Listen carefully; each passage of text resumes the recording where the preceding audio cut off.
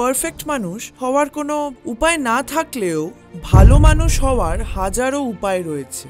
জীবন আমাদের সবসময় দুটো চয়েস দেবে, বিশ্বাস এবং ভয়।